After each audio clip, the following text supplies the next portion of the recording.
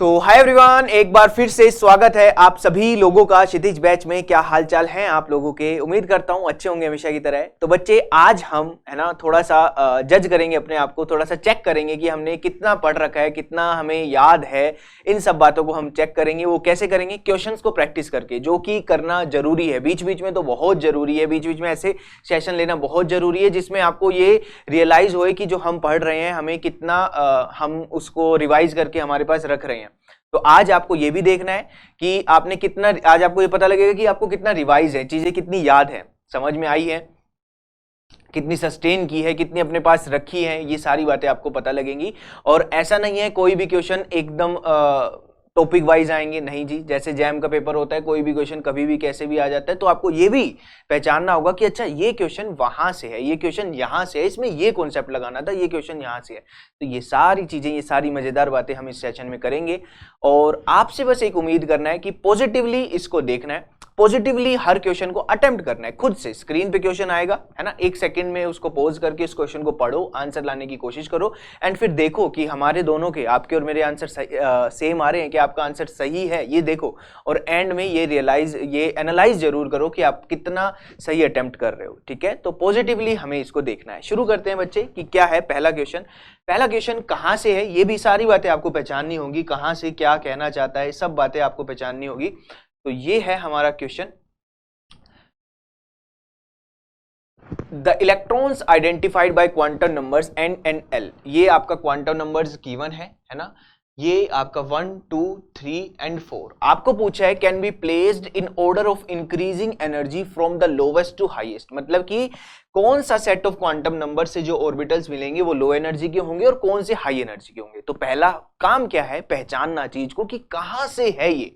समझो कि जैम 2021 में क्वांटम नंबर्स के इसी पार्ट से रिलेटेड एक क्वेश्चन था, वो भी मैं क्वेश्चन लेके आया हूं। सेम ऐसे ही क्वेश्चन एक था, तो इसका आंसर करने की कोशिश करें, फिर हम देखते हैं। चलिए भाई, क्वेश्चन है ये बच्चे, अफबो प्रिंसिपल से हो सकता है ना। क्या बताता है अफबो प्रिंसिपल? ये कहता है कि वो वाले ऑर्बिटल्स पहले फील्ड किए जाएंगे जिनकी लो एनर्जी होगी। और कौन से किए जाते हैं? लो वैल्यू ऑफ n+l, है ना। तो सबसे पहले आपको अगर एनर्जी देखनी है तो लो एनर्जी किन की होती है बच्चे? तो आप ये ध्यान रखना, जरूरी नहीं है वो प्रिंसिपल में आपसे ये पूछे कि कौन पहले फिल किया जाएगा, वो एनर्जी वाइज भी तो पूछ सकता है। तो लो एनर्जी वाले जिनकी लो वैल्यू ऑफ n+l होगा, लो वैल्यू ऑफ n+l होगा, वो पहले फिल किए जाएंगे। आइए देखते हैं। पहला आपका क्या था? पहला आपका था 4+1 4+0। ठीक है, यहां पर जस्ट अ सेकेंड, n आपका क्या है? 4 है, और यहां से l क्या है? 1 है। ठीक है, तो यहां से इधर ही ले लेते हैं ना, यहां पे क्यों जाए पीछे पीछे। 4+1 यानी कि 5 आया। सेकंड आया n+l कितना? 4+0 यानी कि ये कितना आया? 4 आया। फिर थर्ड आपके पास आया कितना? 3+2 यानी कि सर ये तो आपका बन गया 5। हाँ जी बिल्कुल 5, ये आपका 5 ही बन गया, 4 और ये 5 बन गया। और फोर्थ बच्चे आपका क्या बना? फोर्थ आपका बन गया 3+1 यानी कि 4। ठीक है, हम पूरा डिटेल में एक्सप्लेन करेंगे, आपको सीधा आंसर करने की सोचनी है। तो सबसे पहले लो वैल्यू ऑफ n+l की लो एनर्जी होगी, तो इन दोनों में, सेकंड और फोर्थ में, दोनों की लो वैल्यू ऑफ n+l है, 4 और 4, है ना। अब ये l वैल्यू सेम हो जाए, अगर n+l वैल्यू सेम हो जाए, है ना, अगर n+l वैल्यू सेम हो जाए तो क्या देखेंगे? इफ n+l वैल्यू सेम, तब हमें क्या देखना था? तब हमें बच्चे देखना था लो वैल्यू ऑफ n। ठीक है, तो ये है लो एनर्जी के लिए, और यही पहले फिल किया जाता है। यानी कि सबसे पहले भरा जाएगा n = 3 एंड l = 1 यानी कि 4। ये सबसे पहले भरा जाएगा, इसकी लो एनर्जी होगी। ठीक है, ये सबसे पहले होगा, इसकी लो एनर्जी होगी। देन n = 4 प्लस l = 0, ये भी 4 है, ये उसके बाद भरा जाएगा। उसके बाद आपका क्या है? n = 4 प्लस l = 1 यानी कि 5, एंड देन आपका n = 4 and n = 3 plus l = 2 यानी कि इससे पहले हमें ये लेना है, लो वैल्यू ऑफ n+l लेना है, 3+2 लेना है हमें, देन हमें लेना है n = 4 प्लस l = 1 यानी कि 5। ठीक है भाई, तो सबसे आखिर में कौन भरा गया? सबसे आखिर में भरा गया है 4+1। सबसे आखिर में सबसे हाई एनर्जी किसकी है? 4+1 की, यानी कि 1। ये आपका फर्स्ट ऑप्शन था, ठीक है जी, बहुत बढ़िया। देन आपका आया 3+2, 3+2 कौन सा है, थर्ड वाला, तो 3+2 की एनर्जी सेकंड नंबर पे होगी, यानी कि थर्ड वाले की इधर आएगी एनर्जी। और उसके बाद 4+0 यानी कि सेकंड, इसकी एनर्जी आपकी यहां होगी इस नंबर पर, और बचा बच्चे आपका फोर्थ सबसे लो एनर्जी का होगा। ये क्या आया है बच्चा, ये आया है मेरा एनर्जी का ऑर्डर। हमने एनर्जी का ऑर्डर निकाला है fourth, second, third and one, fourth, second, third and one, यानी कि A option will be the right answer. मैं उम्मीद करता हूं आपका बहुत जल्दी आंसर आया होगा, क्योंकि मुझे समझाना है, मुझे सबको समझाना है, जो पहली बार बिना कॉन्सेप्ट के ये वीडियो देख रहे हैं उन्हें भी समझाना है, तो हम इसलिए इसको देकर चल रहे हैं। मैं उम्मीद करता हूं कि आप खुद इसका आंसर देख रहे होंगे और फिर भगा भगा के ना सर जल्दी जल्दी जल्दी जल्दी, है ना, 2x पे देखकर और जल्दी जल्दी आंसर देख रहे होंगे, क्योंकि बच्चे प्रैक्टिस तो स्पीड में ही, अब स्पीड भी तो यार चाहिए ना, ऑब्वियस सी बात है, पेपर बहुत करीब है, ये सारी चीजें आप अपने को ही सुधारनी है मिलके, ठीक है। चलिए हो गया क्वेश्चन, अच्छा हुआ बुरा हुआ कोई दिक्कत नहीं है, अगले क्वेश्चन पे पॉजिटिवली जाना है ना, थोड़ा सा गेन करना है। हो सकता है कि पहला क्वेश्चन गलत हो गया हो सकता है सही हो गया हो, अब अगले पे मजे से जाना है, एकदम खुशी से जाना है। चलिए खुशी से चलते हैं अगले पे, क्या कहना चाह रहा है क्वेश्चन, ये है क्वेश्चन भाई, है ना। ये क्वेश्चन मैं आपको बता देता हूं, ये नेट का क्वेश्चन है, नेट का ये क्वेश्चन है। Using crystal field theory identify from the following complexes that shows same spin only values. ये एक कॉम्प्लेक्स गिवन है बच्चे, ये दूसरा कॉम्प्लेक्स गिवन है, ये तीसरा। सर क्यों लेकर आ गए हो नेट का, ऐसे थोड़ा ना चलेगा, ऐसे चलेगा भैया, आप कर सकते हो, मैं आपसे करवा सकता हूं, तो ये हम दोनों मिलकर करेंगे, बस इतना मुझे पता है और आराम से ये हो जाएगा। देखिए भाई स्पिन ओनली पता है, यानी कि स्पिन ओनली कभी भी अगर हमें आपको मैग्नेटिक मूवमेंट निकालना है स्पिन ओनली, तो बच्चे हमें उसके अनपेयर्ड इलेक्ट्रॉन पता होने चाहिए, और अनपेयर्ड इलेक्ट्रॉन पता होने के लिए सबसे पहली बात पता होनी चाहिए कि वो लिगेंड कैसे बिहेव कर रहे हैं वहां पे, स्ट्रॉन्ग, वीक, है ना, ताकतवर, कमजोर, कैसे बिहेव कर रहे हैं, तो वो हम देखेंगे। सबसे पहले हम पहला देखते हैं, सबसे पहले हम कॉन्सेप्ट भी यहां पर देखेंगे।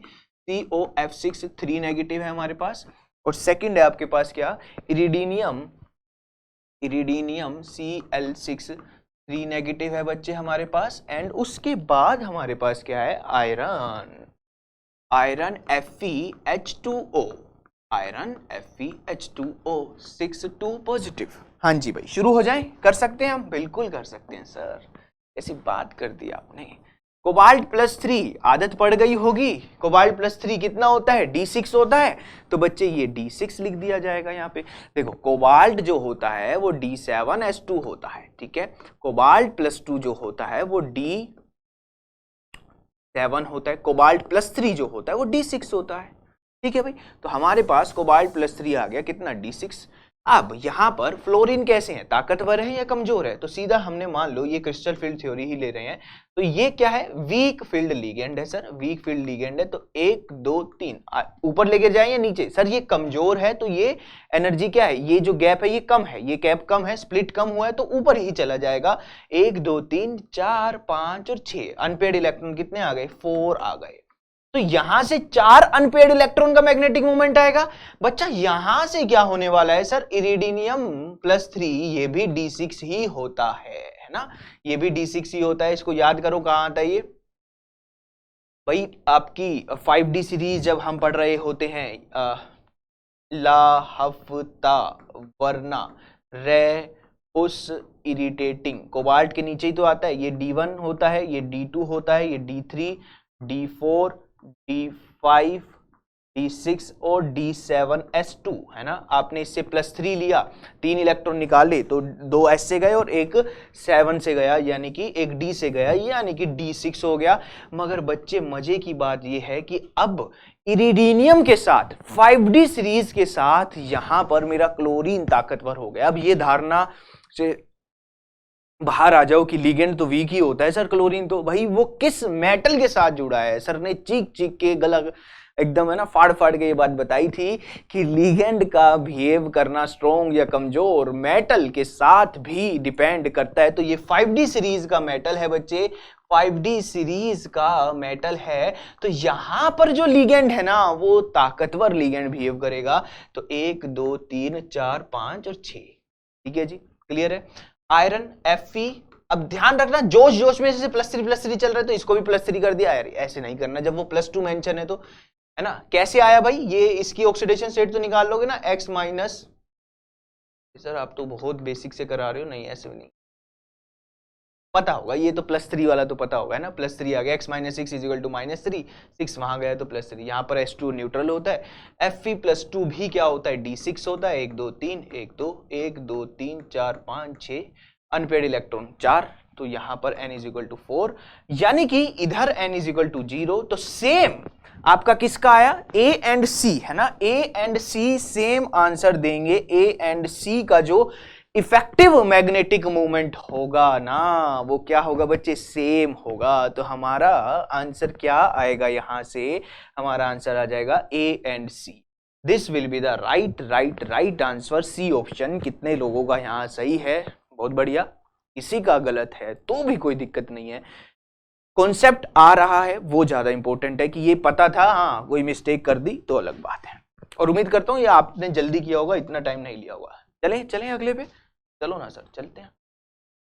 चलिए भाई, बहुत बेसिक क्वेश्चन है, आराम से, एक ही कॉन्सेप्ट, यहां पर कुछ ज्यादा लग ही नहीं रहा, एक छोटा सा प्यारा सा कॉन्सेप्ट लग रहा होगा, उसी को ही पकड़ना है और उसी को ही लगा देना है। Arrange them in order of del T, है ना, यानी कि क्रिस्टल फील्ड जो स्प्लिटिंग है, टेट्राहेड्रल में स्प्लिटिंग हुई है, तो कौन ज्यादा स्प्लिट करेगा, कौन ज्यादा स्प्लिट करेगा। देखो जब पढ़ाते वक्त मैंने आपको एक बात करी थी ना, एक बात कही थी कि भाई ये जो स्प्लिटिंग है, ये जो स्प्लिटिंग है, चाहे डेल ओ हो चाहे डेल टी हो, ये डिपेंड करती है मेटल और लीगेंड के इंटरेक्शन पर, मेटल एंड लीगेंड के इंटरेक्शन पर डिपेंड करती है। मेटल और लीगेंड का कितना इंटरेक्शन हुआ, उतना ही ज्यादा उसके लीगेंड मेटल के ऑर्बिटल को रिपल्शन करेंगे और ऊपर नीचे वाला काम बनेगा, कोई स्टेबलाइज होगा कोई डिस्टेबलाइज होगा, मतलब उतनी ही स्प्लिटिंग हो गई। अब मेटल और लीगेंड इंटरेक्शन में फिर हमने कहा था कि मेटल रिलेटेड फैक्टर होते हैं, मेटल रिलेटेड फैक्टर आते हैं हमारे पास, एंड फिर मैंने आपको यह भी बात कही थी कि भाई हमारे पास लीगेंड रिलेटेड फैक्टर आते हैं, और लीगेंड रिलेटेड फैक्टर तो सर वही तो हो गया strong field ligand and weak field ligand, यही तो कहना चाहते हो आप। हाँ जी भाई, वही कहना चाहता हूं, ये तो वीक फील्ड लीगेंड, ये स्ट्रॉन्ग फील्ड लीगेंड, मगर यहां पर तो लीगेंड सेम है, क्वेश्चन में लीगेंड जो है बच्चे वो सेम है, यानी कि लग क्या रहा होगा, मेटल रिलेटेड फैक्टर। तो हम कहते हैं कि मेटल का जेड इफेक्टिव, है ना, डेल जो होगा, डेल टी या डेल ओ जो भी पूछा है, वो डायरेक्टली प्रोपोर्शन होगा जेड इफेक्टिव के। क्यों भाई, मेटल का जेड इफेक्टिव ज्यादा है, तो वो लीगेंड को ज्यादा, है ना, अपने पास बुलाएगा, और अपने पास बुलाएगा तो ज्यादा इंटरेक्शन होगी और ज्यादा स्प्लिटिंग होगी। अब जेड इफेक्टिव डिपेंड करता है ऑक्सीडेशन स्टेट के, तो सर कहने का सीधा सा सार आप यही कहना चाहते हो ना कि मेटल ऑक्सीडेशन स्टेट के डायरेक्टली प्रोपोर्शन है। हाँ जी बच्चे, बिल्कुल ठीक, मेटल ऑक्सीडेशन स्टेट के डायरेक्टली प्रोपोर्शनल है, बोलो हाँ या ना। ठीक है, आइए यहां पर देखते हैं। अब देखो यहां पर हमारे पास क्या है, MnO4 नेगेटिव है, इधर ले लेते हैं MnO4 नेगेटिव। कितनी ऑक्सीडेशन स्टेट आई भाई, चलिए ऑक्सीडेशन स्टेट निकालेंगे मेटल की, x minus 8 is equal to -1, x is equal to +7, ठीक है, +7 आई है इसकी। फिर हमने किया MnO4 2 नेगेटिव, ये कितना आ जाएगा भाई, x ऑक्सीजन, एक ऑक्सीजन -2 करता है, 4 है तो -8 इज इक्वल टू -2, यहां पर कितना आ गया, x इज इक्वल टू +6। तो यहां पर अगर हम देखें +6 आएगा, और MnO4 3 नेगेटिव जो है, MnO4 3 नेगेटिव जो है, इसमें कितनी आएगी, x minus 8 is equal to -3, यानी कि x इज इक्वल टू +5। तो सबसे ज्यादा तो भैया ऑक्सीडेशन स्टेट कहां आ रही है, +7, दैट इज MnO4 नेगेटिव। तो ये आपका क्या होगा, MnO4 नेगेटिव सबसे ज्यादा, फिर 2 नेगेटिव एंड फिर 3 नेगेटिव, तो negative 1 negative 2 negative and 3 negative. B option क्या हो जाएगा बच्चे, सही जवाब हो जाएगा, बोलो हाँ या ना। क्लियर है, ये मैं उम्मीद करता हूं काफी लोगों का सही आंसर होगा। चलिए नेक्स्ट क्वेश्चन देखते हैं, जैम 2021 का क्वेश्चन है।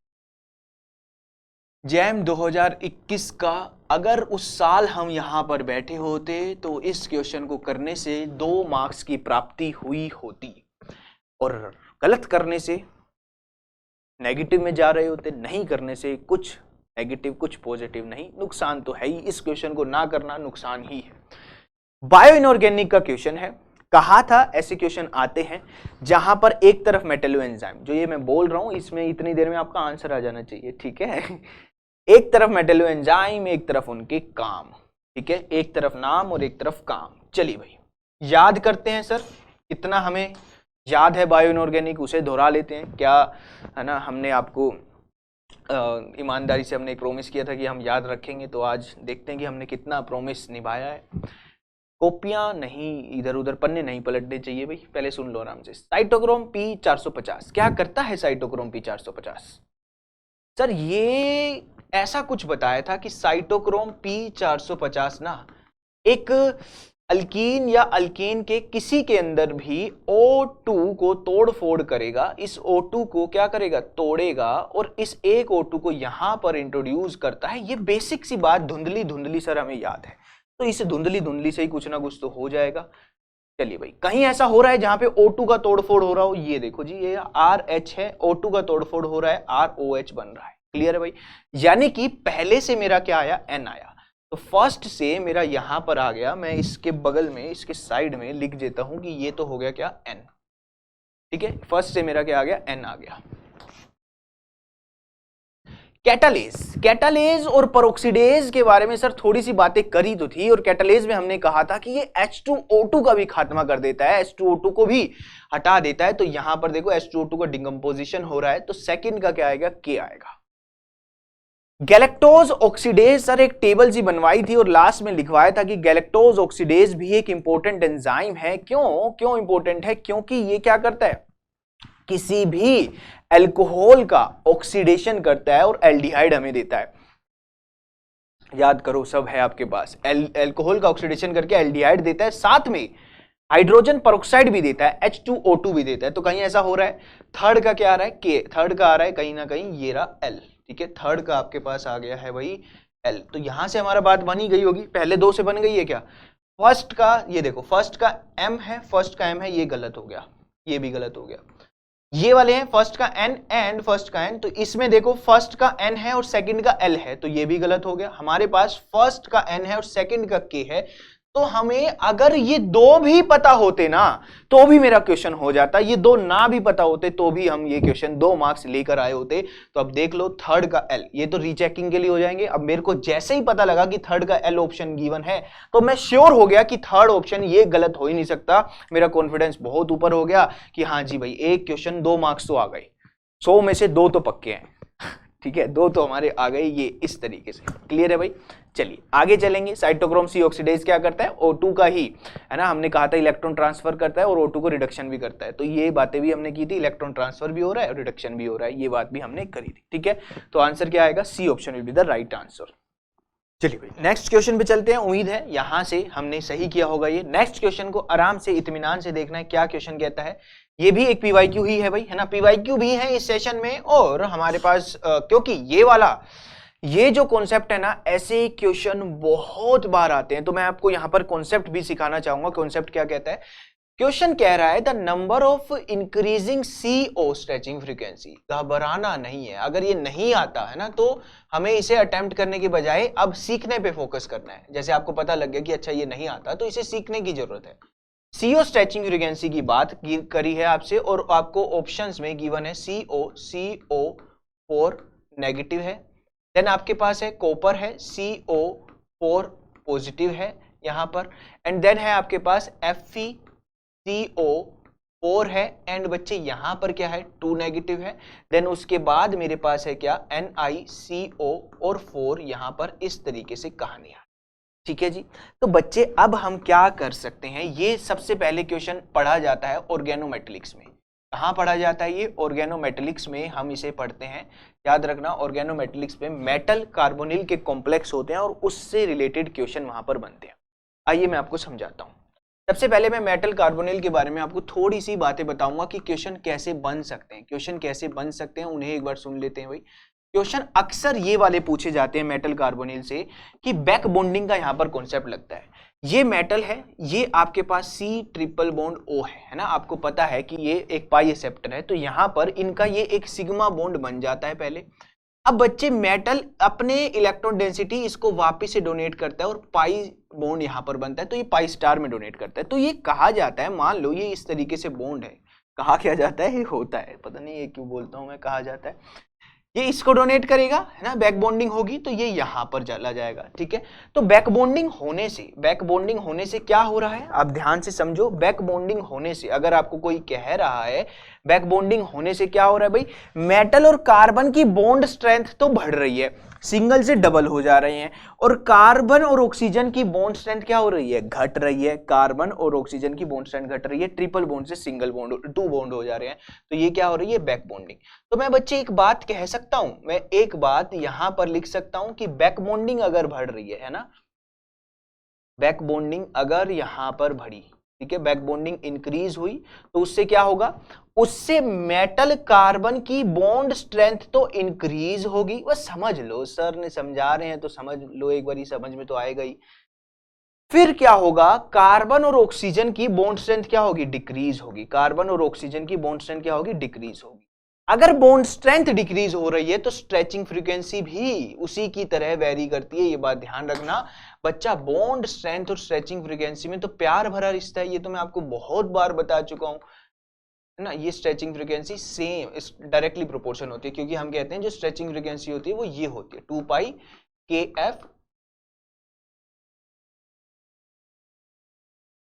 KF अपॉन में म्यू, है ना। KF क्या है, एक फोर्स कांस्टेंट है, KF है फोर्स कांस्टेंट। जितना ज्यादा स्ट्रेंथ होगी उतनी ही ज्यादा क्या होगी, फ्रीक्वेंसी होगी, ये ध्यान रखना। क्लियर है भाई। अब यहां पर अगर हम बात करें, यहां हमारे पास कब बैक बॉन्डिंग ज्यादा होगी, ऐसे ही क्वेश्चन देखे जाएंगे। अब क्वेश्चन बॉन्ड स्ट्रेंथ के अलावा, स्ट्रेचिंग फ्रीक्वेंसी के अलावा बॉन्ड लेंथ पे भी आ सकते हैं। भाई बैक बॉन्डिंग मेटल और कार्बन की बॉन्ड लेंथ बढ़ा रही है, डिक्रीज कर रही है। बैक बॉन्डिंग होने से मेटल और कार्बन की बॉन्ड लेंथ बढ़ रही है, घट रही है। यहां पर मेटल और कार्बन की बॉन्ड लेंथ घट रही है। सिंगल बॉन्ड से डबल बॉन्ड होना, बॉन्ड जैसे बॉन्ड स्ट्रेंथ अगर बढ़ रही है तो बॉन्ड लेंथ घट रही है, इतना ध्यान रखा करो, उल्टा होता है। तो अब बॉन्ड बैक बॉन्डिंग कब ज्यादा होगी, तो ये ध्यान रखना जब आपके नेगेटिव चार्ज, है ना, यहां पर ये है आपके पास, इधर हम लेते हैं, इस पेन से ले लेते हैं। आपके पास एक था कोबाल्ट सी, यहां पर सबसे पहले पेन गिर गया मेरा, कहां गए, हाँ ये रहा। तो सबसे पहले हमारे पास है, यहां पर ध्यान रखना, कॉपर है, CO4 है और पॉजिटिव है। देन बच्चे मेरे पास है Ni है, CO है, 4 है, ठीक है। अभी हम समझ रहे हैं कि बैक बॉन्डिंग कब ज्यादा होगी। FO कोबाल्ट है, CO4 है, नेगेटिव है, देन Fe है, CO4 है, 2 नेगेटिव है। भाई मैं बैक बॉन्डिंग कब, मान लो मेरे साथ कार्बोनिल जुड़ा हुआ है तो मैं मेटल हूं, मैं कब वापस कार्बोनिल को लौटाऊंगा, जब मेरे पास ज्यादा होगा, जब मेरे पास ज्यादा एक्सेस चार्ज डेंसिटी होगी, है ना। अब यहां पर सर इलेक्ट्रॉन देखने जाएंगे तो सेम आएगा, है ना, इलेक्ट्रॉन देखने जाओगे कॉपर, तो अब यहां पर ये आप देखोगे कि कॉपर प्लस है ना, कॉपर प्लस हो गया, कॉपर प्लस हो गया, Ni हो गया, है ना, और यहां पर है कोबाल्ट नेगेटिव हो गया और Fe+2 हो गया। इनके पास बच्चे इलेक्ट्रॉन Fe2 नेगेटिव, इनके पास इलेक्ट्रॉन क्या है, सेम है। तो भाई मेरे पास मान लो हम 4 लोग हैं, हमारे पास सेम इलेक्ट्रॉन है। अब यहां पर क्या फैक्टर्स अलग लगेगा, यहां पर लगेगा नेगेटिव चार्ज। यहां पर ध्यान रखना बच्चे, इसके पास 2 नेगेटिव है, मतलब नेगेटिव चार्ज से हम बैक बॉन्डिंग का हिसाब लगाएंगे। तो मैं कह सकता हूं कि बैक बॉन्डिंग जो है बच्चे वो डायरेक्टली प्रोपोर्शन है नेगेटिव चार्ज के। नेगेटिव चार्ज जितना ज्यादा होगा, इसके पास 2 नेगेटिव है तो 2 नेगेटिव ज्यादा बैक बॉन्डिंग करेंगे, ज्यादा बैक बॉन्डिंग करेंगे, तो यहां पर हम कहेंगे कि इधर बैक बॉन्डिंग ज्यादा हो रही है। बॉन्ड स्ट्रेंथ CO की क्या हो रही है, घट रही है। बॉन्ड स्ट्रेंथ यहां पर हम लिखेंगे, बॉन्ड ऑर्डर घट रहा है तो बॉन्ड स्ट्रेंथ भी घट रही है। बॉन्ड स्ट्रेंथ ऑफ CO क्या हो रहा है बच्चे, डिक्रीज हो रहा है, जिससे उसकी स्ट्रेचिंग फ्रीक्वेंसी डिक्रीज हो रही है। तो अगर स्ट्रेचिंग फ्रीक्वेंसी की बात करें, इसके अंदर भी बैक बॉन्डिंग हो रही है तो इसमें भी डिक्रीज हो रही है। इसके अंदर एक्सटेंट अगर हम बात करें तो सबसे कम बैक बॉन्डिंग इसमें है, क्योंकि कॉपर पॉजिटिव है।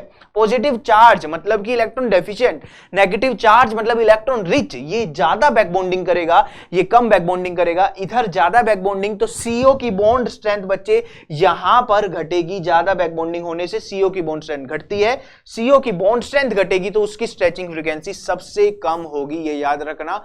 μCO आपसे पूछा था तो यहां पर इसकी सबसे ज्यादा, एंड देन दिस।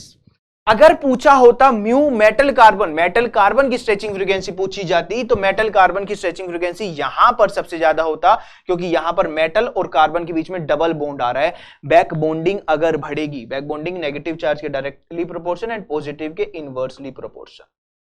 ठीक है। बी क्या है, बैक बॉन्डिंग है। तो अगर मेटल कार्बन की बॉन्ड स्ट्रेंथ पूछते तो हमारी बैक बॉन्डिंग उसे बढ़ा रही है तो उसकी स्ट्रेचिंग फ्रीक्वेंसी भी बढ़ा रही है। यहां पर आपकी CO की स्ट्रेचिंग फ्रीक्वेंसी पूछी थी तो यहां पर आप देखोगे CO की स्ट्रेचिंग फ्रीक्वेंसी सबसे ज्यादा किस में होगी, कॉपर पॉजिटिव वाले में सबसे ज्यादा है। ये है कॉपर पॉजिटिव वाला, फिर NiCO4, फिर 1 नेगेटिव एंड 2 नेगेटिव, इसके अंदर सबसे ज्यादा बैक बॉन्डिंग है तो स्ट्रेचिंग फ्रीक्वेंसी सबसे कम। तो यहां पर लिख लेना, इधर क्या है, दो पुअर बैक बॉन्डिंग, इधर पुअर बैक बॉन्डिंग है, और बच्चे इधर क्या है, वो इधर है गुड बैक बॉन्डिंग। ठीक है, गुड बैक बॉन्डिंग के कारण कार्बन और ऑक्सीजन की स्ट्रेचिंग फ्रीक्वेंसी बच्चे क्या होगी, डिक्रीज होगी। कर लेंगे, सिंपल सा प्यारा सा एक छोटा सा क्वेश्चन था जो 2 मार्क्स आपको देता है। जैम के कॉन्सेप्ट बहुत अच्छे हैं, आराम से क्वेश्चन आप अटेम्प्ट कर सकते हो। हाँ, अगर हमने अच्छे से सब पढ़ा है तो। चलिए भाई, ये क्वेश्चन भी हम जल्दी से करेंगे, इसमें भी कोई गलती नहीं होनी चाहिए। कॉन्सेप्ट याद हो जाएगा, क्या कहना चाहता है, which of the following anions is most easily polarised. कहां था, कहां पढ़ा था, कहां पर ये था, इस सबको याद करो। केमिकल बॉन्डिंग में फजान रूल नाम का एक चीज थी जो हमें बता रहा था किसी भी आयनिक बॉन्ड में कोवलेंट करैक्टर होते हैं और वो कोवलेंट करैक्टर पोलराइजेशन के ऊपर डिपेंड करते हैं और पोलराइजेशन कैटायन और एनायन के ऊपर डिपेंड करती है। तो कैटायन की अगर पोलराइजेशन देखें, है ना, यहां पर अगर हम PP ऑफ, 2 चीज पढ़ते हैं फजान रूल में, 2 चीज पढ़ते हैं भाई।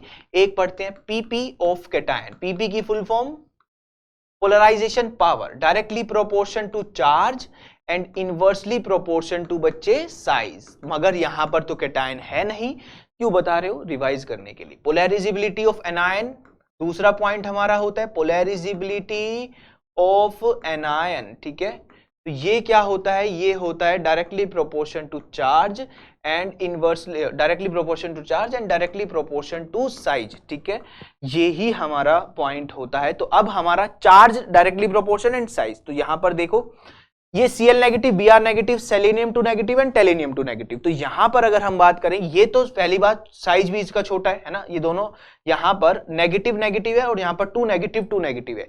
चार्ज हम देख रहे हैं पहले, चार्ज पे 2 नेगेटिव है। फिर भी कंफ्यूजन यूं नहीं होगी कि चार्ज की, वैसे अगर पूछा जाएगा तो चार्ज पहले देखना, ये भी मैं आपको बता दूं, पर यहां तो और भी सॉर्टेड है, फ्लोरीन, क्लोरीन, ब्रोमीन। ठीक है, यहां पर ऑक्सीजन, सल्फर, सेलेनियम, टेलेनियम 2 नेगेटिव, इसके ऊपर चार्ज भी सबसे ज्यादा, साइज भी इसका सबसे ज्यादा। तो भैया ये सबसे ज्यादा पोलराइज्ड इजीली हो सकता है, एक तो बड़ा और चार्ज भी ज्यादा है और साइज भी बड़ा है। तो हमारा आंसर क्या आएगा, हमारा आंसर आएगा टेलेनियम 2 नेगेटिव, यानी कि D option will be the right answer. बोलो हाँ या ना, कोई दिक्कत, कोई समस्या।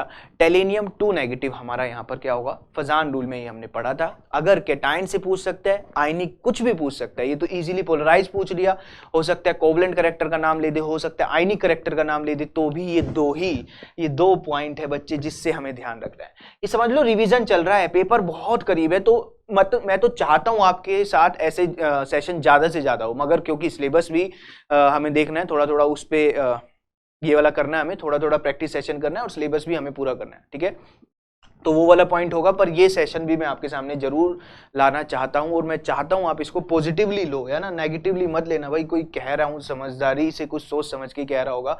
ये सेशन बहुत इंपॉर्टेंट होते हैं। जैम 2021 का क्वेश्चन है ये, कब का है भाई, जैम 2021 का ये क्वेश्चन है। कहा था ना अभी कि क्वांटम नंबर से रिलेटेड एक क्वेश्चन और लेकर आया हूं, ये है क्वांटम नंबर से रिलेटेड।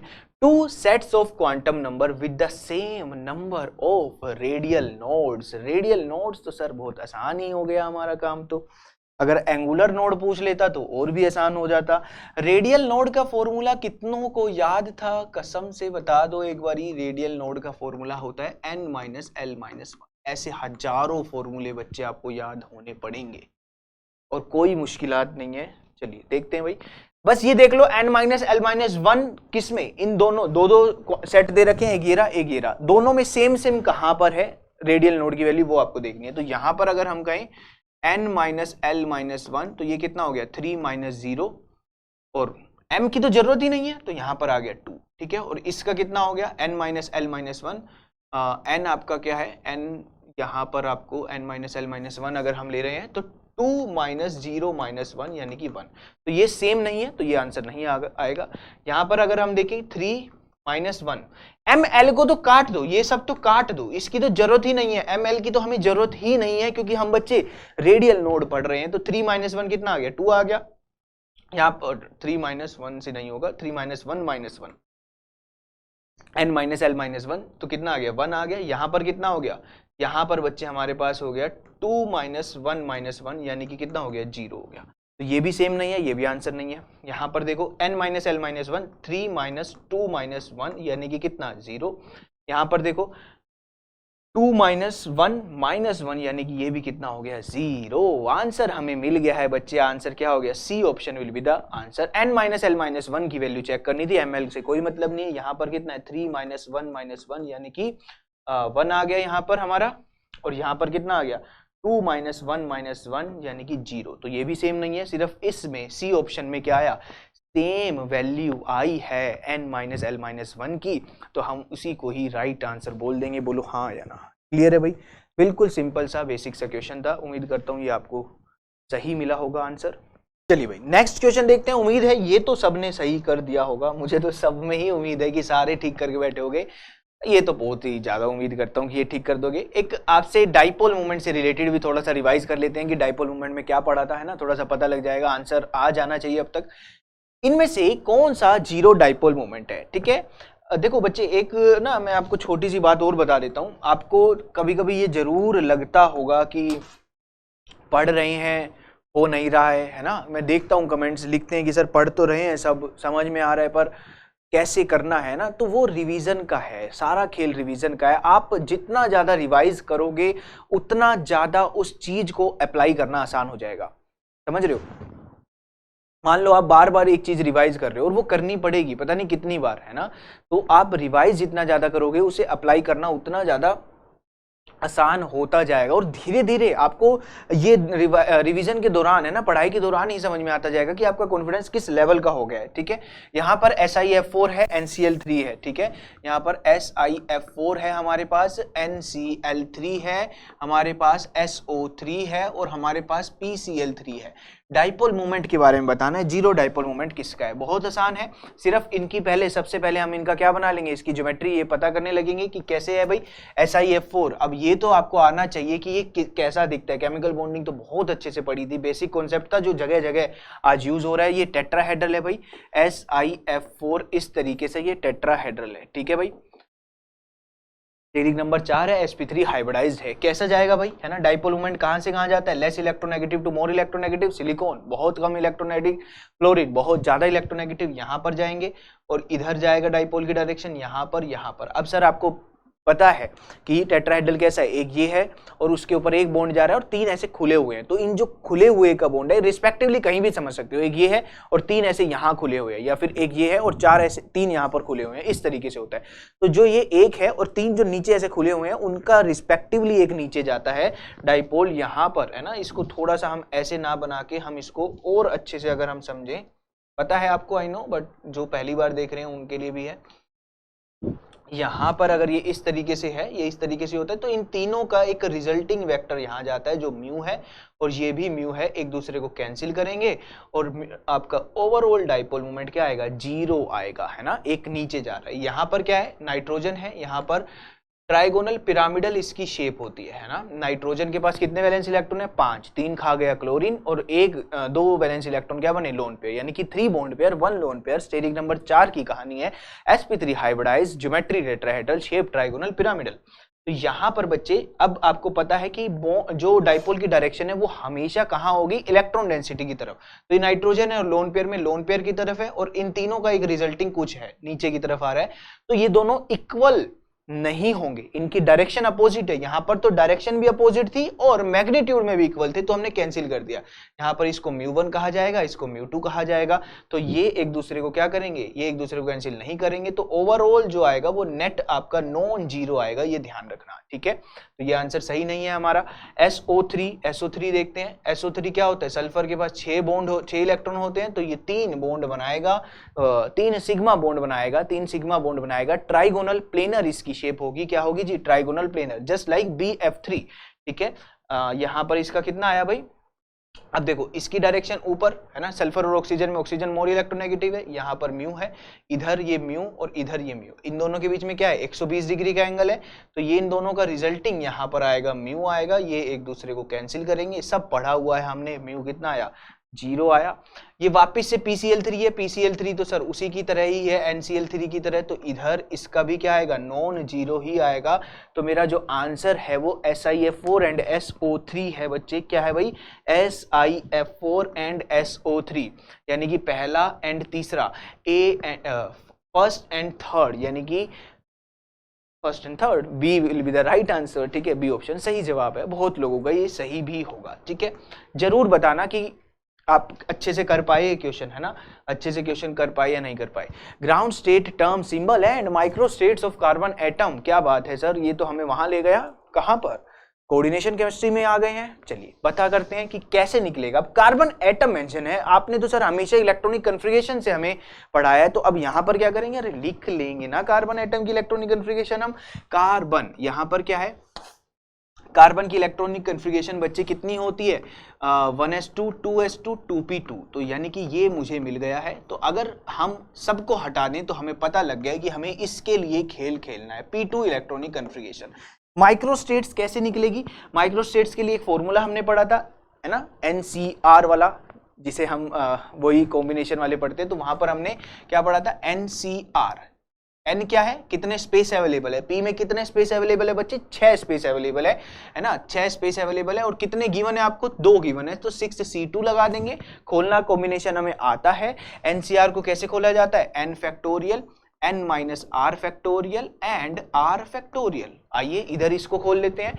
यहां पर हमने लिखा 6 फैक्टोरियल, यहां पर हमने कहा भाई क्या 6 factorial, 6 minus 2 factorial and 2 factorial, यानी कि क्या हुआ 6 फैक्टोरियल 4 फैक्टोरियल एंड 2 फैक्टोरियल। इसे और खोल दो, 6 इंटू 5 इंटू 4 फैक्टोरियल, और यहाँ पर 4 फैक्टोरियल, यहाँ पर 2 इंटू 1। 4 फैक्टोरियल से 4 फैक्टोरियल गया, 2 से 6 पे इसने काटा, 3 5 जा 15, तो हमारा आंसर क्या हो गया 15, हमारा आंसर आ गया 15। क्या आ गया भाई, हमारा आंसर आ गया।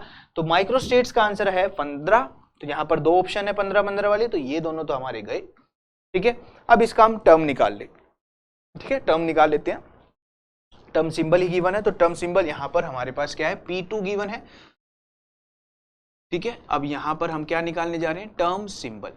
कैसे निकलता है टर्म सिंबल बच्चे, आइए पढ़ लेते हैं, रिवाइज हो जाएगा अच्छे से एकदम। वो होता है 2s + 1 L और नीचे क्या J। ठीक है, सबसे पहले यहाँ पर हम ML की वैल्यू लिखेंगे। कहा है आपको यहाँ से +1 से शुरू करना है, 0 और -1, तो कैपिटल L कितना हो गया, किस किस में है भाई, +1 और 0 में है, तो कैपिटल L हो गया +1 + 0, यानी कि कितना हो गया 1 हो गया। ठीक है, L बच्चे अगर 0 आता है तो उसके लिए S लिया जाता है, L अगर 1 आता है तो उसके लिए P लिया जाता है। तो हमारा L से हमें P मिल गया, तो ये एक हमें चीज मिल गई है कि P तो आएगा ही आएगा। ठीक है, P तो आएगा ही आएगा। अब S देख लेते हैं। यहाँ पर S क्या है, समेशन ऑफ स्मॉल s, मतलब कि कितनी स्पिन है, 2 अनपेयर्ड इलेक्ट्रॉन है, तो हाफ प्लस हाफ। भाई ये ms की जगह जस्ट स्मॉल s भी लिख सकते हैं, एक ही बात है। तो कैपिटल S आ गया 1, spin multiplicity that is 2s + 1, ये कितना आ गया 2 × 1 + 1 यानी कि 3। ठीक है भाई, 3 आ गया। J क्या होता है बच्चे, J होता है L - S से L + S, less than half field है, तो क्या लेंगे J की वैल्यू, L - S लेंगे। अब S ये 3 नहीं है, S हमारा यही है ना, स्पिन है, कितना है 1 है, ये स्पिन मल्टीप्लिसिटी है, तो S कितना हो गया 1 हो गया, L भी 1 है, S भी 1 है, यानी कि 0 आ गया। तो 3p0 मेरा सुंदर सा प्यारा सा आंसर आ गया। तो अब आया है तो इसको बॉक्स में बंद कर देते हैं, ये हमने बॉक्स में बंद इसको कर दिया। ठीक है भाई, तो ये हमारा क्या हो गया, आंसर हो गया टर्म सिंबल का 3p0, है ना, मेंशन होगा कहीं ना कहीं तो मिलेगा ही। जब 3p0 A will be the right answer. A आपका क्या है बच्चे, सही जवाब है। ठीक है, जस्ट देखो कि कॉन्सेप्ट बिल्डअप हो रहे हैं, कॉन्सेप्ट रिवाइज हो रहे हैं। बहुत सारा पढ़ा है तो बहुत सारा रिटेन भी करना है और बहुत सारी प्रैक्टिस भी करनी है। अरे बहुत अच्छी जगह पे जाओगे आप, बहुत अच्छी जगह पे। ठीक है, तो उसके लिए मेहनत कर लो, कर रहे हो पता है, तो बहुत शानदार जगह पे पहुंच जाओगे और पहुंचने वाले हो। बस पेशेंस रखो, जिस सोच से शुरू किया था उसी सोच पे बने रहो। सोच यही थी कि कहीं अच्छी जगह जाना है, अभी भी वही सोच होनी चाहिए, है ना। हमेशा ये ध्यान रखा करो बच्चे कि आपने शुरुआत क्या सोचकर की थी, है ना, अपने आप से क्या प्रॉमिस किया था वो ध्यान रखा करो। प्रॉमिस ये किया था बहुत अच्छी जगह हमें जाना है, एक बहुत अच्छे इंस्टीट्यूट में हमें मास्टर्स करनी है, बहुत अच्छी जगह पहुंचकर पढ़ाई करनी है, IIT जाना है, तो वो ध्यान रहना चाहिए। उसके लिए ध्यान रहेगा तो उसके लिए मेहनत करते रहोगे लगातार। कभी भी क्वेश्चन मोटा हो, भारी हो, उसे देखकर हमें डरना नहीं है ना, उसको पढ़ना है ना, डरना नहीं है। बहुत अच्छे लोग होते हैं ये भी। ये क्या है भाई, ये बहुत अच्छे क्वेश्चन है, सिंपल से, मतलब कि आप ये देखना कि जो बड़े बड़े क्वेश्चन होंगे ना वो उतना ही ईजी होता है। TIFR का जो एग्जाम होता है उसमें बड़े बड़े क्वेश्चन होते हैं, हाँ वो ईजी नहीं होते हैं, मगर जनरली अपने लेवल पे ईजी ही आपको मिलेगा। The magnetic moment of an octahedral cobalt +2 complex इतना गिवन है। The crystal field due to ligands around the metal ion is A। अच्छा भाई, ये A कुछ कहा है कि A क्या कहा है कि क्रिस्टल फील्ड कैसा है, स्ट्रॉन्ग वीक ऑप्शन दे रखे हैं, स्ट्रॉन्ग या वीक, है ना, तो वो हमें बता रहे हो। कितने number of unpaired number of electrons है, dx2 y2 एंड dz2 में B में। ठीक है भाई, आइए समझते हैं। A एंड B हमें बताना है। तो बच्चे इसने कहा है कि हमारे पास कोबाल्ट +2 है D7। ठीक है, अब D7 दो तरीके से भरा जा सकता है। ठीक है, एक तो भरा जा सकता है वो स्ट्रॉन्ग फील्ड लिगेंड में, और बच्चे एक भरा जा सकता है क्या, वीक फील्ड लिगेंड में। ठीक है, वीक फील्ड लिगेंड में। ठीक है, अब हमें कैसा पता लगेगा सर, कौन कैसे भरा हुआ है, वो बच्चे पता लगा है मैग्नेटिक मोमेंट से। अगर मैं स्ट्रॉन्ग फील्ड लिगेंड में भरता हूं तो ये ऊपर नहीं जाएगा, नीचे ही जाएगा, ये रहा नीचे इस तरीके से। अब 7वां इलेक्ट्रॉन यहां पर गया। अगर मैं वीक फील्ड लिगेंड में भरता हूं तो 1 2 3 4 5 6 और 7, यहां पर बच्चे n क्या है, यहां पर n आया मेरा 3। ठीक है, तो स्पिन ओनली अगर हम निकालें तो n × n+2 यहां पर कितना आ जाएगा, ये आ जाएगा बच्चे 3 × 3+2 यानी कि कितना 15। 15 अगर आया है यानी कि 16 का क्या होता है, 4 होता है, तो ये 3.9 के अराउंड लगभग नियर अबाउट आएगा। ठीक है, और यहां पर क्या आएगा, यहां पर आपका आएगा n × n+2। ये क्या बच्चे निकाल रहे हैं हम, स्पिन ओनली मैग्नेटिक मोमेंट हम निकाल रहे हैं। ये कितना आ गया 1 × 1+2 यानी कि कितना आ गया 3। ठीक है, 4 का आता है 2, तो ये 1.9 के आसपास आएगा। मगर उसने हमें कहा है कि हमारा मैग्नेटिक मोमेंट क्या है 3.87, मतलब 3.9 के करीब है, तो हमारी ये गलत बात हो गई है, ये सही बात हो गई है। ठीक है, तो लिगेंड कैसा रहा, लिगेंड बच्चे वीक रहा। तो हमें एक चीज तो मिल गई है कि स्ट्रॉन्ग नहीं, आंसर वीक है, वीक है। ठीक है, स्ट्रॉन्ग नहीं आंसर, यहां पर स्ट्रॉन्ग आंसर नहीं है, ये वीक है। ठीक है, अच्छा भाई, ये ऑप्शंस तो हमारे पास dx2 - y2 में कितने इलेक्ट्रॉन है भाई, ये हो गया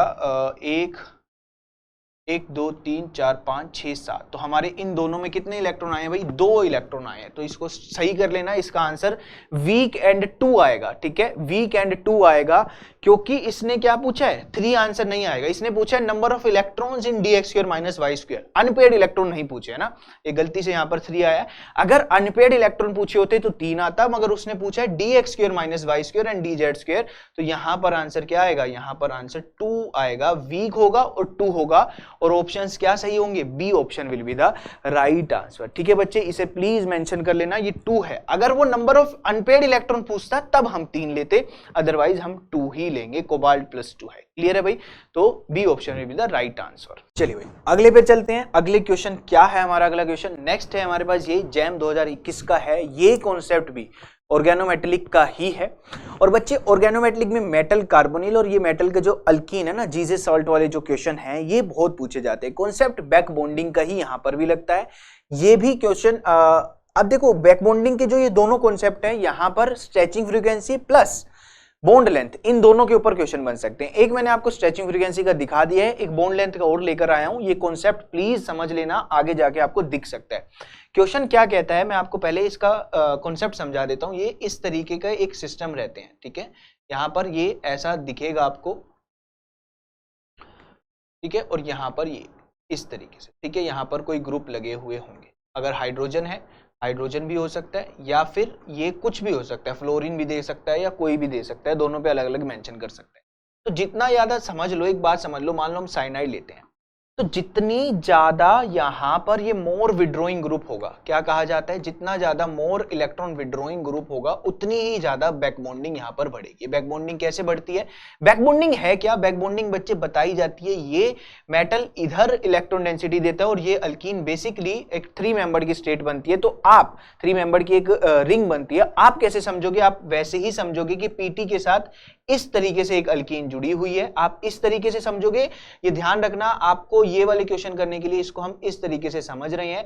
अगर यहां पर ये इसको इलेक्ट्रॉन डेंसिटी दे रहा है, ये डबल बॉन्ड से सिंगल बॉन्ड कन्वर्ट हो जाएगा। तो हम क्या करेंगे, पीटी, हम कार्बन कार्बन के बीच में यहां पर ये पीटी हो गया हमारा, प्लेटिनम हो गया, और यहां पर ये कार्बन है, ये डबल बॉन्ड आ गया, और फिर हम अल्कीन वाला कार्बन क्या करेंगे, सिंगल बॉन्ड की तरफ बदल देंगे। ठीक है, तो यहां से क्या हुआ, बैक बॉन्डिंग से मेटल कार्बन की क्या हो रही है, बॉन्ड स्ट्रेंथ बढ़ रही है। वही बात है, बैक बॉन्डिंग अगर बच्चे बढ़ रही है तो मेटल कार्बन की बॉन्ड स्ट्रेंथ क्या हो रही है, बढ़ रही है। देख पा रहे हो आप, ये बॉन्ड स्ट्रेंथ बच्चे क्या हो रही है, बढ़ रही है। और कार्बन कार्बन जो डबल बॉन्ड से सिंगल बॉन्ड की तरफ बढ़ रहे हैं, पार्शियल सिंगल बॉन्ड या मतलब पार्शियल डबल बॉन्ड से ये पार्शियल डबल बॉन्ड में बदल जाता है, यानी कि डबल बॉन्ड टूट रहा होता है, सिंगल बॉन्ड की तरफ चीजें जा रही होती है। तो मेटल कार्बन की बॉन्ड स्ट्रेंथ बढ़ी और कार्बन कार्बन की बॉन्ड स्ट्रेंथ क्या हो गई बच्चे, घट गई सर। कार्बन कार्बन की बॉन्ड स्ट्रेंथ क्या हो गई, घट गई। ठीक है भाई, तो इस तरीके से कहानी चली है, इस तरीके से हमारी कहानी चली है। अब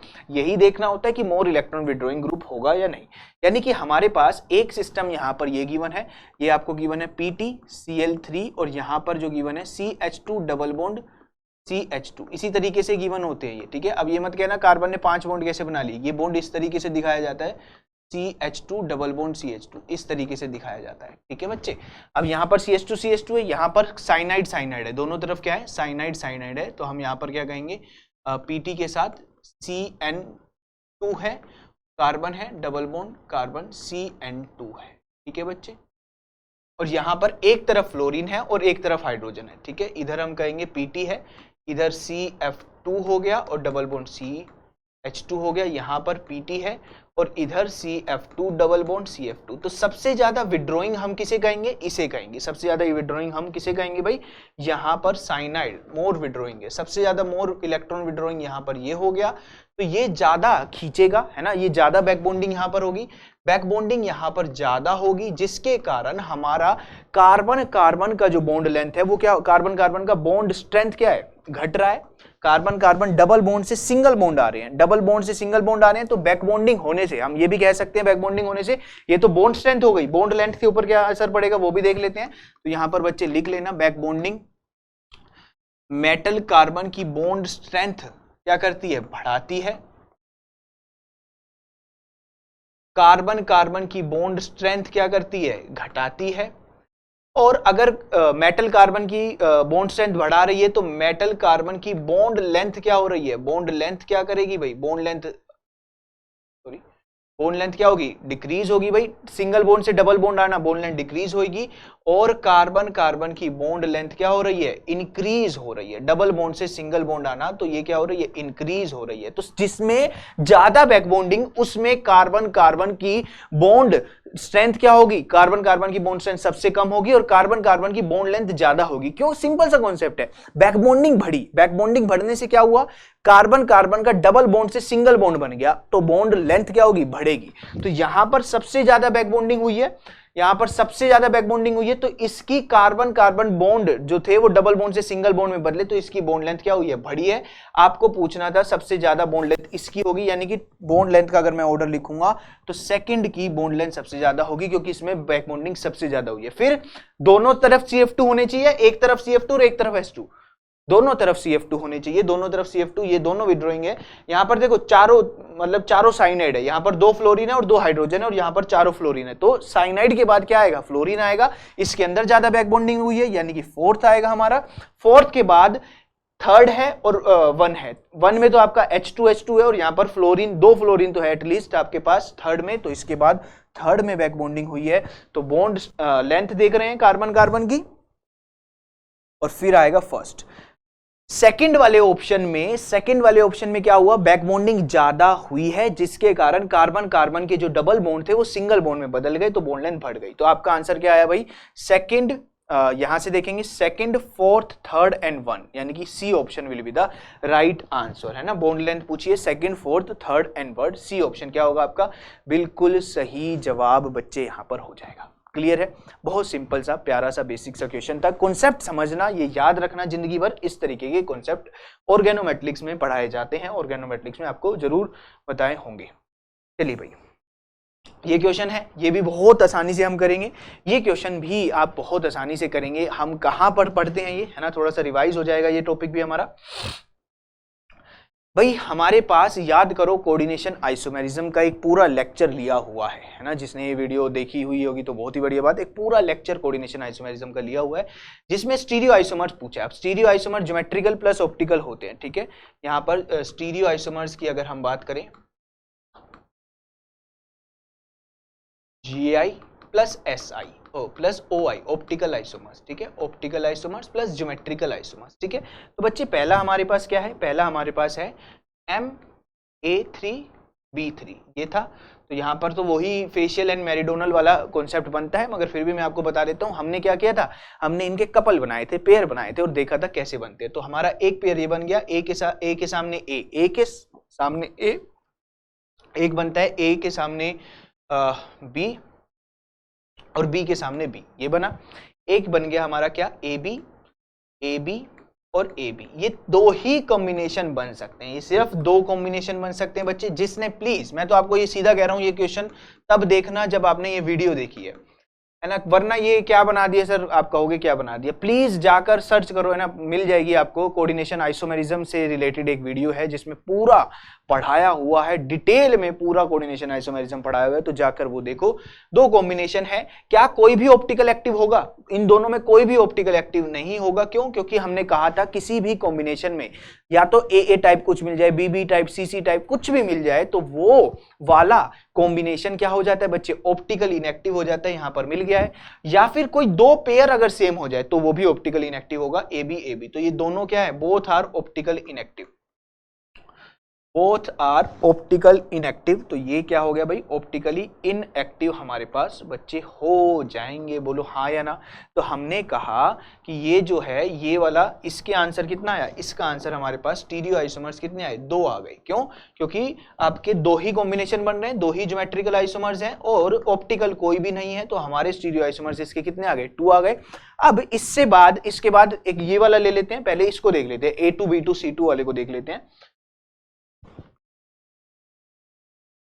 यहां पर भाई, यहां पर क्या है, M है, A2 है, B2 है, C2 है। सर ये तो हमें कर लेंगे, है ना।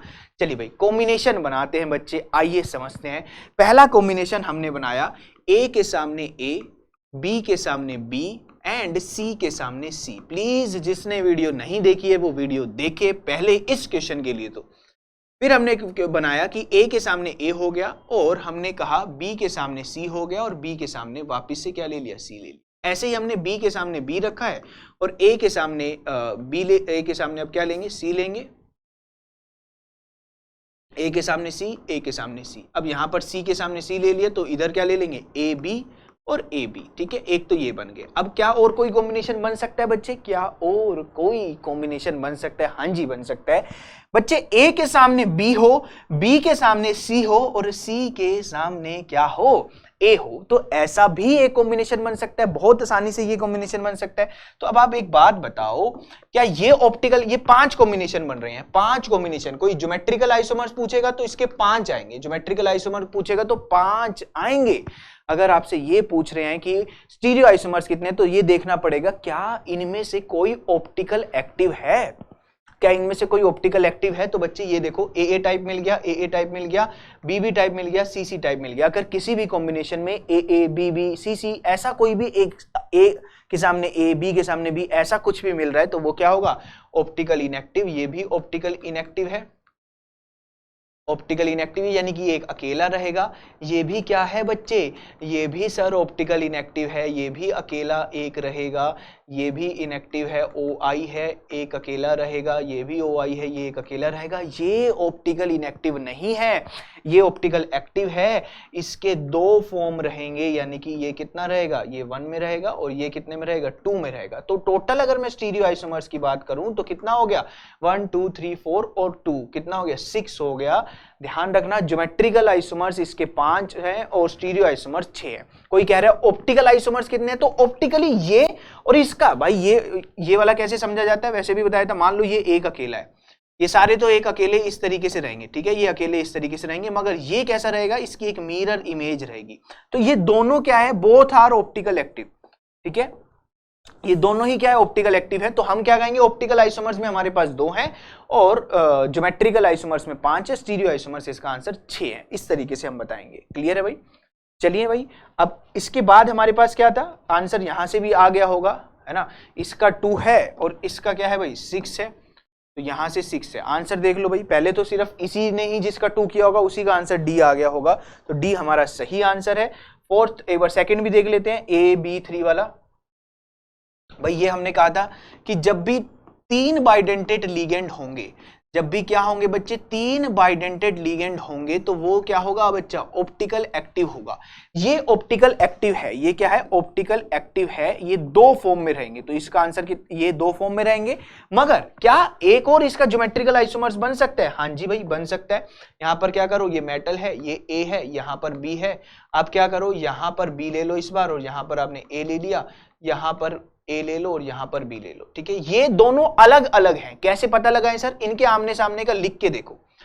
A के सामने A, तो A के सामने A ले लिया, A के सामने B है, A के सामने B है। मैंने ये भी बात कही है कि बाइडेंटेड लिगेंड में हम पहले कॉम्बिनेशन, पहले ये बनाएंगे, कितने ज्योमेट्रिकल आइसोमर बनाएंगे, चेक करने के लिए क्या वो सेम है या नहीं, तब हम उनके पेयर लिखेंगे। तो यहां पर A के सामने A है, A के सामने B है और A के सामने B है, ये अलग है। और यहां पर AB, A के सामने B, A के सामने A हो गया, और A के सामने AB है। इधर हमारे पास क्या हो गया, A, हाँ ठीक है। तो यहां पर A के सामने, इस A के सामने A हो गया और B के सामने B। तो ये दोनों क्या है, अलग अलग है, ये दोनों क्या है, अलग अलग है। तो इसके ज्योमेट्रिकल आइसोमर्स कितने आ गए बच्चे, 2 हैं।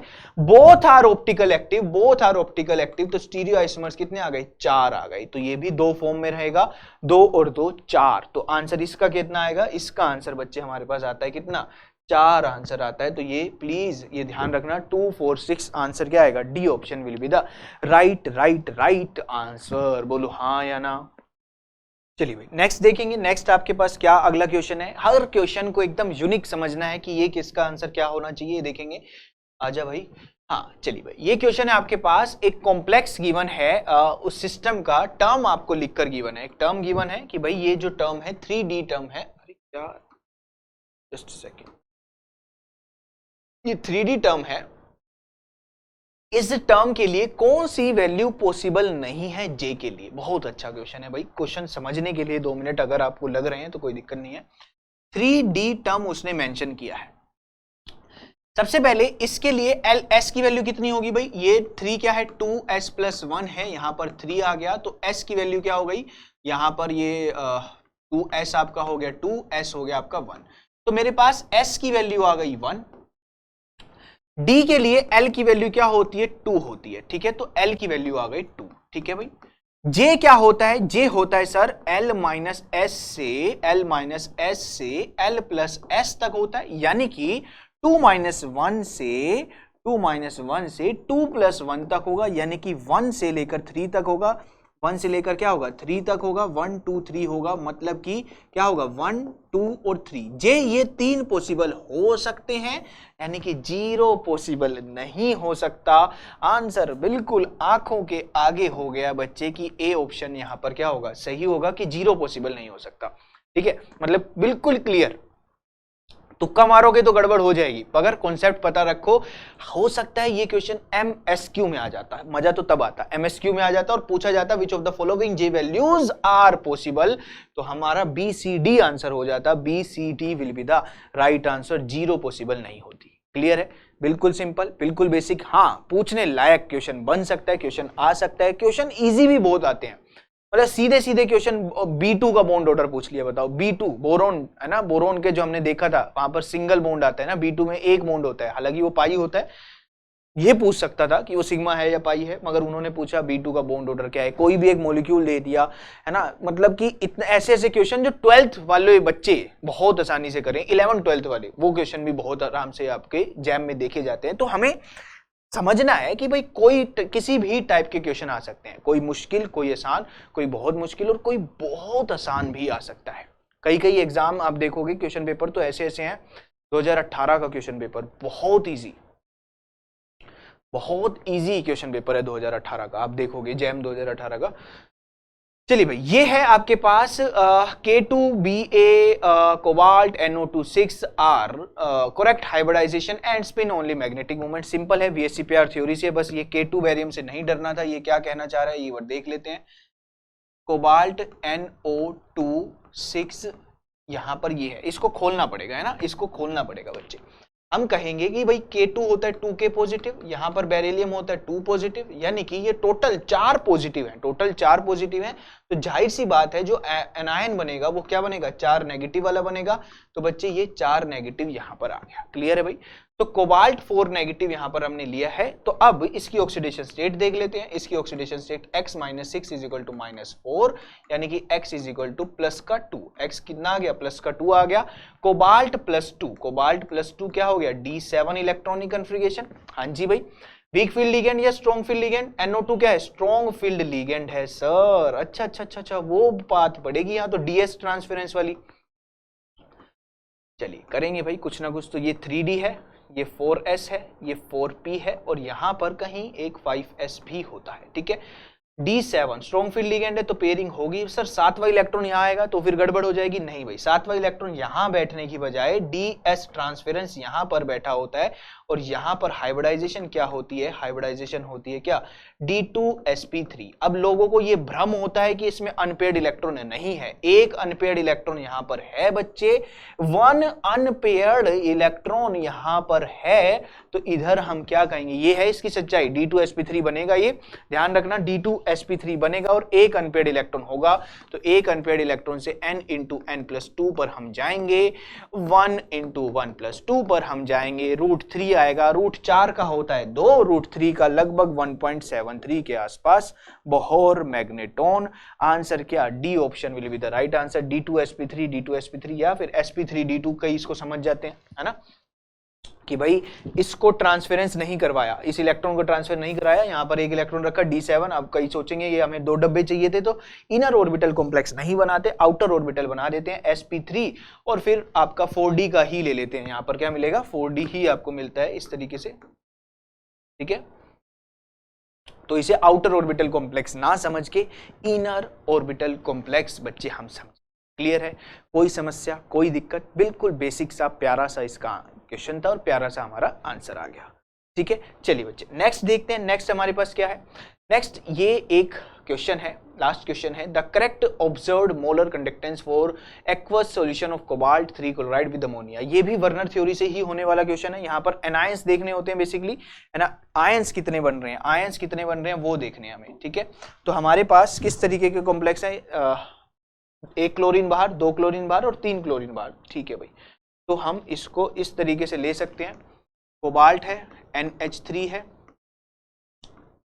3 है, और यहाँ पर Cl3 है, और यहाँ पर Cl3 है। तो बच्चे ये कितने आयंस देगा आपको, ये आयंस देगा कोबाल्ट, है ना। ये प्लीज पढ़ लेना, ये क्वेश्चन नेट में आया हुआ है ऐसा क्वेश्चन, तो ये गड़बड़ ना हो कि हम कैसे करेंगे। तो ये आपको 4 आयंस देगा, है ना, ये 4 आयंस देगा। इस तरीके से टूट कर ये 4 आयंस देगा। जबकि बच्चे कोई इस तरीके का मान लो आपके पास है, कोबाल्ट है और NH3 है, और जैसे कि ये था ना, ये वाला क्वेश्चन था NH3 Cl3, जस्ट ये इस तरीके से, इसको हम NH3 ले लेते हैं ना, NH3 मेंशन है तो NH3 ही ले लेते हैं। NH3 मेंशन है ना ये, तो हम इसे इस तरीके से लेते हैं। एक हमारे पास मेंशन है, मान लो ये वाला, ठीक है, ये हमारे पास मेंशन है। तो अब ये एक ही सिंगल आयन है, ये क्या है, सिंगल आयन है, और एक हमने मान लो ये ले लिया, एक हमने क्या ले लिया, ये वाला ले लिया इसके बीच में, कोबाल्ट, NH3 5 ले लिया, 1 क्लोरीन और 2 Cl2 बाहर, और यहां पर हमने कुछ नहीं लिया, तो अभी इधर इसको कैसे तोड़ेंगे, इसको तोड़ेंगे कोबाल्ट NH3 5 और 1 क्लोरीन और 2 क्लोरीन इस तरीके से, ठीक है, नेगेटिव और +2 यहां पर। तो ये कितने बच्चे 3 आयंस है, और इसके बाद में एक आपका 2 आयंस वाला आएगा और एक ये एक अकेला है ना, ये एक अकेला आएगा, एक अकेला जस्ट आएगा। तो हमारे पास 4 आयंस, जब 3 क्लोरीन बाहर होंगे तो ज्यादा आयंस है, फिर 3 है, फिर 3 आयंस वाले हैं, फिर एक हम ये वाला ले लेते हैं केस, कोबाल्ट है NH3 4 ले लिया हमने, Cl2 ले लिया और 1 क्लोरीन बाहर। तो ये कितने में टूटेगा, ये टूटेगा बच्चे इस तरीके से, NH3 4 Cl2 यहां पर +1 और यहां पर Cl नेगेटिव। तो ये 2 आयंस में टूटा। तो इसकी कंडक्टेंस सबसे ज्यादा, देन ये कंडक्टेंस सबसे ज्यादा इसी की होगी, क्योंकि इसके नंबर ऑफ आयंस क्या है बच्चे, ज्यादा है। तो क्लोरीन 3 जब बाहर होगा तो कंडक्टेंस ज्यादा होगी, यानी कि ये वाला Cl3 बाहर है, Cl2 Cl और कोई भी बाहर नहीं है, तो आंसर क्या आ जाएगा बच्चे, सी ऑप्शन आ जाएगा। ये क्वेश्चंस हमने देखे हैं जस्ट प्रैक्टिस के लिए, है ना, एक प्रैक्टिस सेशन था जिसमें हमने ये पहले देखना चाहा कि हमें कितना आता है, कितना हमें रिवाइज है ना, कितना हमें रिवाइज, और इसे बिल्कुल पॉजिटिवली ही लेना है ना। एनालाइज आज करना था, अपने आप को चेक जरूर करना था कि हमने जो पढ़ा है हमें वो कितना याद है, ठीक है। तो वैसा कुछ क्वेश्चन थोड़े से ऊंचे थे, कुछ क्वेश्चन आसान थे, कुछ क्वेश्चन सीधे जैम के थे और कुछ क्वेश्चन नेट के भी थे। तो इसे उम्मीद करता हूँ आपने आसानी से देखा होगा, है ना, और जल्दी से इस वीडियो को कंप्लीट भी किया होगा, क्योंकि क्वेश्चन से कुछ आपको नोट्स नहीं बनाने थे, जस्ट आपको समझना था, है ना। जो वीडियो पहली बार देख रहे हैं वो नोट्स बना रहे होंगे, मगर जिन्होंने पहले लेक्चर्स अच्छे से देखे हुए हैं तो वो समझ के इसको अच्छे से कर पाए होंगे। चलिए भाई, प्रैक्टिस करना बहुत जरूरी है। ये बीच बीच में कभी कभी ऐसे सेशन आएंगे, सिलेबस आपका चलता रहेगा और साथ साथ में ऐसे सेशन भी जरूरी है। और मैं उम्मीद करता हूं कि आप भी क्वेश्चन प्रैक्टिस कर रहे होंगे। क्वेश्चन प्रैक्टिस का जरिया PYQ सबसे बेस्ट है। PYQ लगाइए, प्रीवियस ईयर क्वेश्चंस आराम से आपसे होने लगेंगे, मगर तब लगाना जब आप बहुत अच्छे से रिवाइज कर बैठे हो, क्योंकि पढ़ा हुआ क्वेश्चन जब होता है ना तो एक अच्छी सी खुशी आती है, यहाँ अच्छा ये यहाँ पे पढ़ा था, इसका आंसर ये है, वो कॉन्फिडेंस बूस्टअप होता है, और वो कॉन्फिडेंस जो मिलता है वो बहुत हेल्पफुल है एग्जाम के लिए ना, बहुत अच्छी दवाई है, सबसे अच्छी दवाई है हमारे एग्जाम के लिए कॉन्फिडेंस। आपका कॉन्फिडेंस हमेशा बना रहना चाहिए, ठीक है जी। चलिए, अपना ध्यान रखिए, पढ़ते रहिए, रिवाइज करते रहिए चीज़ों को बार बार बार बार बार बार, और स्वस्थ रहिए। Thank you so much, take care.